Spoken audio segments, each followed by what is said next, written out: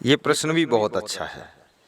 लिखा है कि क्रोध बहुत आता है, क्रोध को जीतने के लिए क्या करूं और शांत रहने के लिए क्या करें।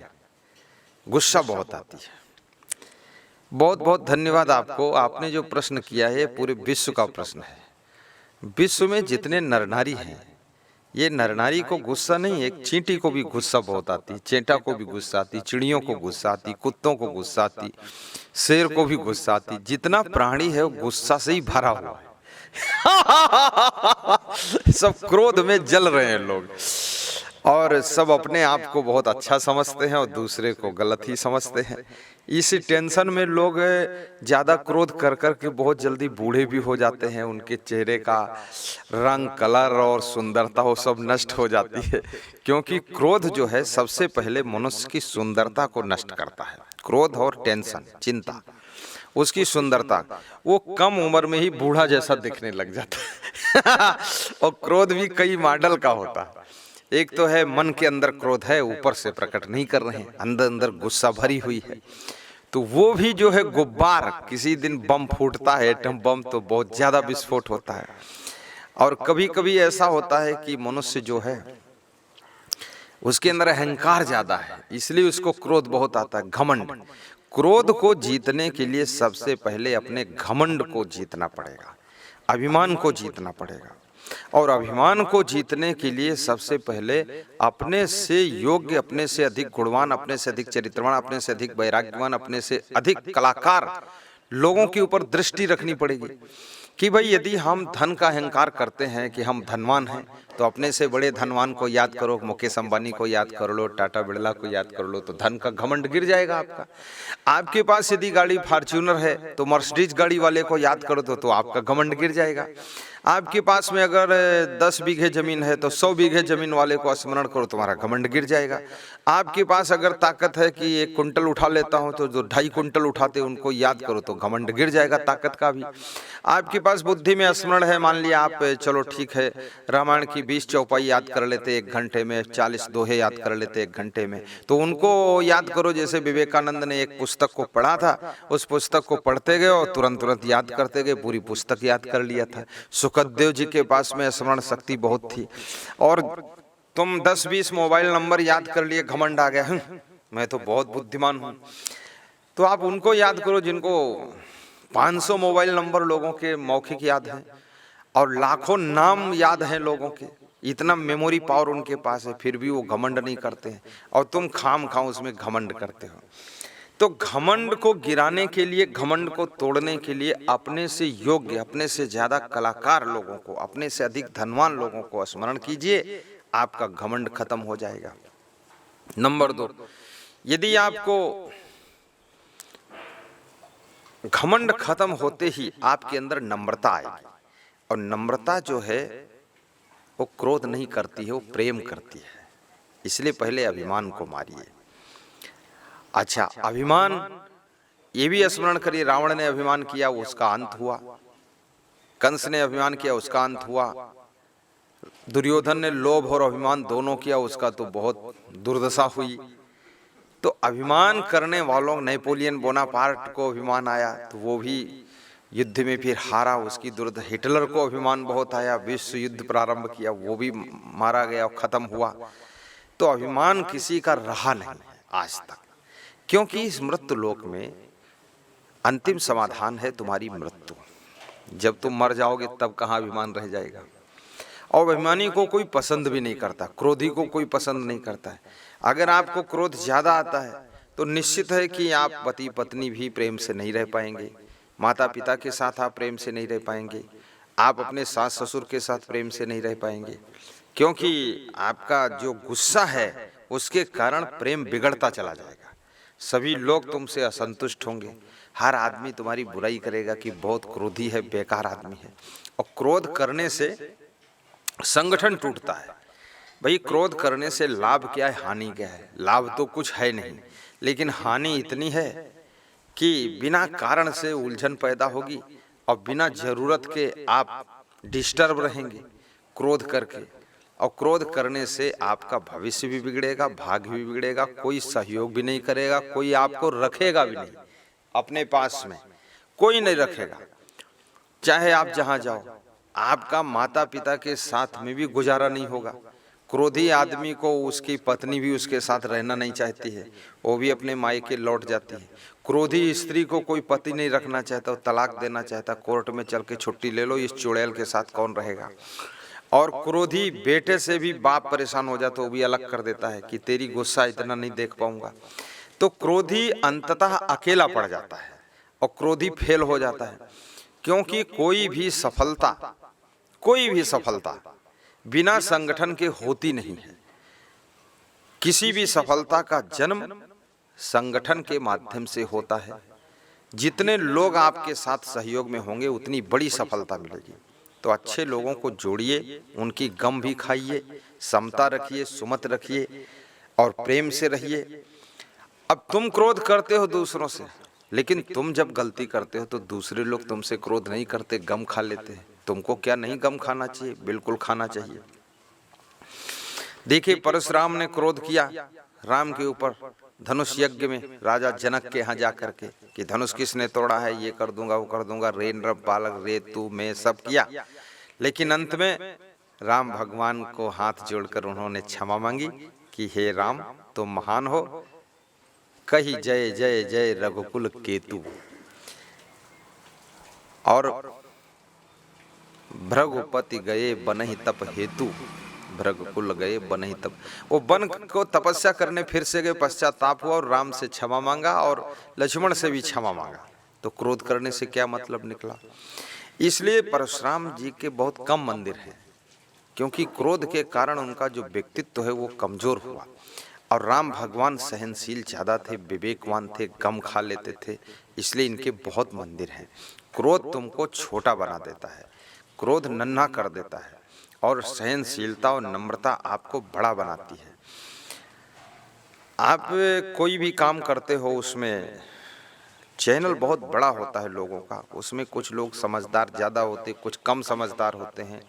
उनकी गलती को भी सहना पड़ता है, क्षमा करना पड़ता है। यदि क्षमा नहीं करोगे आपका संगठन टूट जाएगा, सह नहीं पाओगे, आपके साथ कोई रह नहीं पाएगा।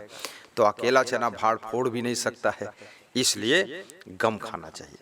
खुद गलती भी नहीं करना चाहिए और दूसरे लोग गलती करें उनको समझा भी देना चाहिए।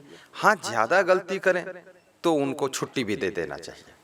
बार बार गलती करते हैं, बहुत गलती करते हैं, बहुत नुकसान करते हैं, उठ पटांग काम करते हैं, तो उनसे दूर हो जाना चाहिए। लेकिन फिर भी बहुत लड़ाई झगड़ा और ये सब करने की ज़रूरत नहीं है। और पति पत्नी गम खा करके रहें।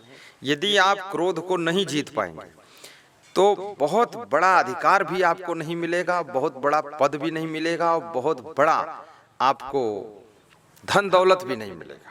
ये जितने लोग बड़े आदमी बने हैं, चाहे राजनीति में हो, चाहे बिजनेस में हो, चाहे संत मार्ग में हो, वे बड़े सहनशील होते हैं, बड़े विवेकवान होते हैं, बहुत गम खा लेते हैं, बहुत संभल करके चलते उठा के, और बहुत ही उनके अंदर नम्रता होती है, सरलता होती है, और उनका जीवन बड़ा मंगलमय होता है, और वे सबको निभा लेते हैं, जोड़ लेते हैं। जैसे राम भगवान थे, राम भगवान रीछ भालू बानरों को भी जोड़ करके एक रामादल सेना तैयार करके और रावण जैसे बलशाली को जीत लिया।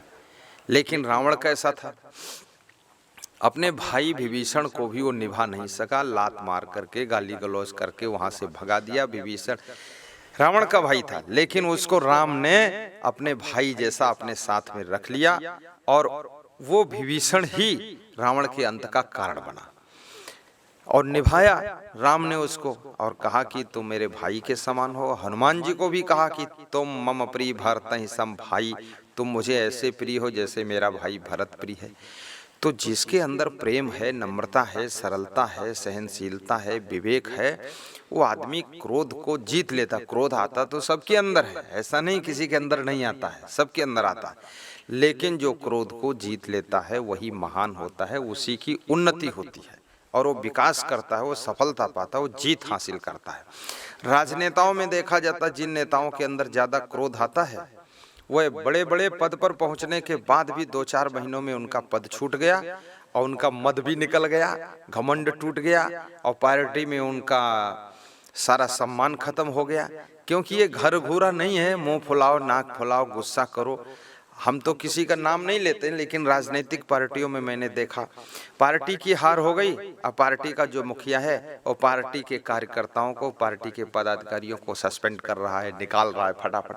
अरे भैया ये भी देख लो, आपकी गलती से भी तो हार हो सकती है।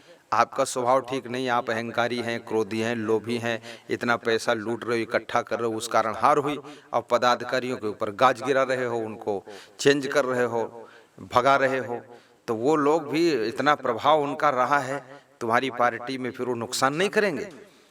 जब तुम उनको इतना अपमानित करोगे, भगाओगे, तो गलती अपनी भी देखनी चाहिए। और जो व्यक्ति अपनी गलती को देखता है, नुकसान यदि कहीं हुआ है और आपको क्रोध आता है, तो उसमें आपकी भी कुछ न कुछ गलती है, कुछ न कुछ हिस्सा आपका भी है। इसलिए अपनी गलतियों को देखने वाला व्यक्ति विनम्र हो जाता है और उसको गुस्सा नहीं होती, वो सोचता कि हमसे भी चूक हो जाती है तो क्षमा करना चाहिए और अनुशासन भी रखना चाहिए। क्षमा करने का अर्थ ये भी नहीं है चाहे कोई कैसा करे, कुकर्म करे, दुष्कर्म करे, उल्टा पलटा करे, बर्बाद करे और तुम कहते हो क्षमा क्षमा क्षमा, नहीं, उसको थोड़ा डांटना भी चाहिए, समझाना भी चाहिए, सुधारना भी चाहिए। और अगर नहीं सुधरता है तो उसको साथ भी छोड़ना चाहिए।